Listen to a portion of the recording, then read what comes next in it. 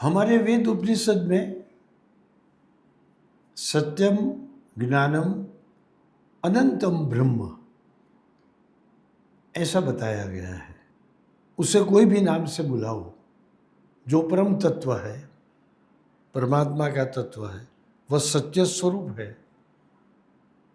उसे ज्ञान कहो, अनंत कहो, ब्रह्म कहो, सब उसके ही नाम है। भगवान श्री कृष्ण प्रकट हुए, उससे पहले माता देवकी के गर्भ में थे, तब देवों ने आकर गर्भस्तुति की थी। उसमें भी देवों ने भगवान श्री कृष्ण को सत्य स्वरूप कहकर उनकी स्तुति की है। ऋग्वेद में मंत्र है, सत्यस्य नावः सुकृतमपि परन्। जो धर्मात्मा सत्य की नाव पर सवार होते हैं, वे संसार को पार कर लेते हैं। जो सत्य का आश्रय लेता है वह सभी कठिनाइयों से भी पार उतर जाता है। सत्य क्या है? तो हमारा धर्मशास्त्र कहता है, यस्तु त्रिकाल देश अवस्था अबाधितम स्यात् तत्सत्यम। जो तीनों कालों में, भूतकाल, वर्तमान काल, भविष्य काल और सभी अवस्थाओं में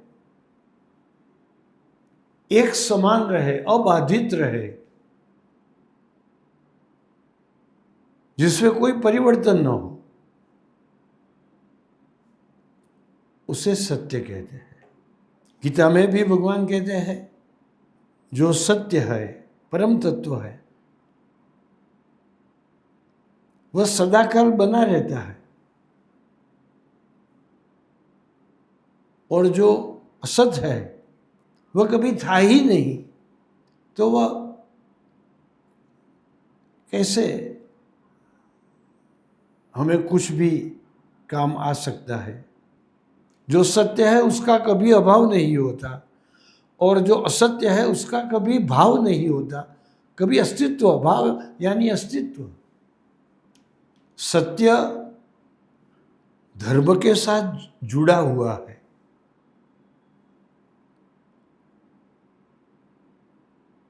असत्य और धर्म दोनों साथ नहीं रह सकते। जहाँ धर्म है वहाँ सत्य होता ही है। जहाँ अधर्म है, पाप है, वहाँ पाप के साथ हमेशा असत्य का जुड़ जाना स्वाभाविक है। किसी ने कहा है कि sin has many tools, but lie is the handle which fits them all. पाप के बहुत साधन है, बट असत्य एक ऐसा हाथा है जो सभी पाप रूपी साधन के ऊपर बैठ जाता है। महात्मा गांधी जी कहते थे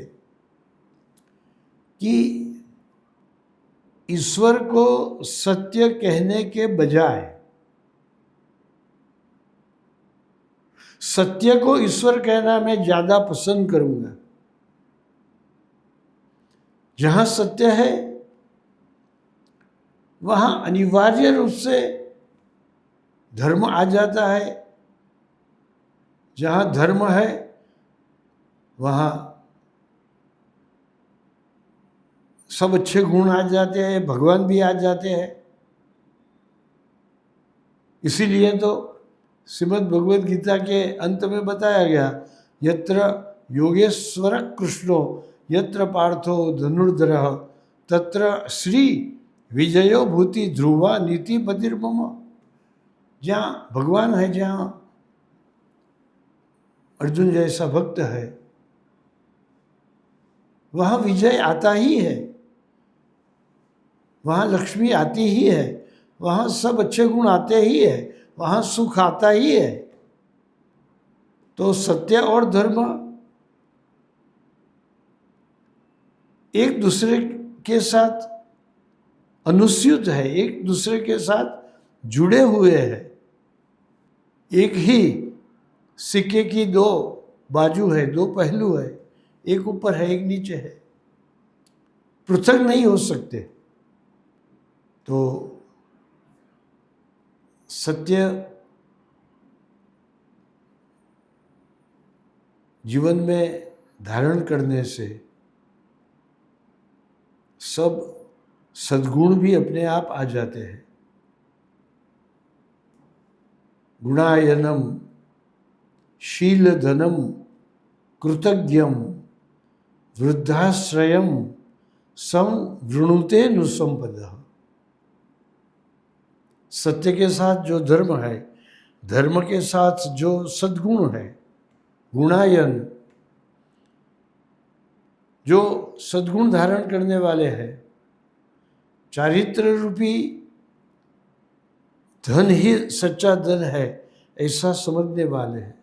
शील धनम कृतज्ञम,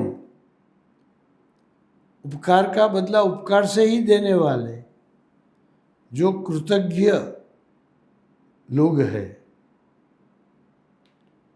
कृतज्ञता का पालन करने वाले कृतज्ञ लोग थे।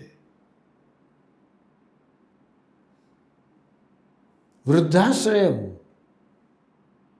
जो वडीलों की, बुजुर्गों की सेवा करते हैं, उनका ध्यान रखते हैं,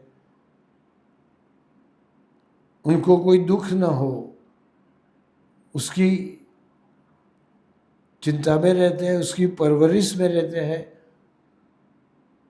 वृद्धाश्रयम संवृणुते नुसंपदा,